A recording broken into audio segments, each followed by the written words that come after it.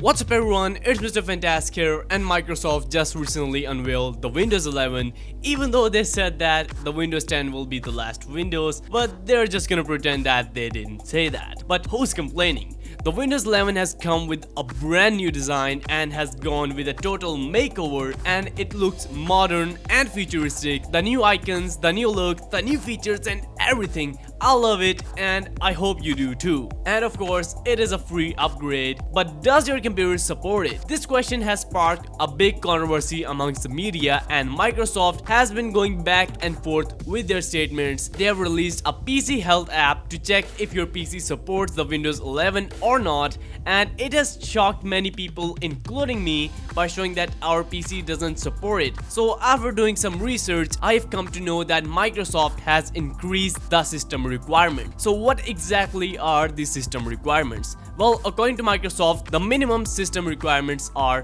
1 GHz processor with 64-bit compatibility, 4 gigs of RAM, 64 gigs of storage, DirectX 12 compatibility, 720p monitor, and an internet connection. And almost everyone has that. The problem is that it also requires Trusted Platform Module, aka TPM version 2.0. Earlier, Microsoft said that the Windows 11 requires a TPM version of at least 1.2, but now they're saying that you will need TPM 2.0. And I know you'll be wondering, what is a TPM? So it is basically a chip that is either integrated into your PC's motherboard or added separately into the CPU. And what it does is to provide hardware-based security-related functions, and it prevents viruses and malicious software. And it is most probably done to improve the security. The problem is that it is not on the older chipsets. So according to Microsoft, Windows 11 will only officially support Intel's 8th Gen and AMD Ryzen 2000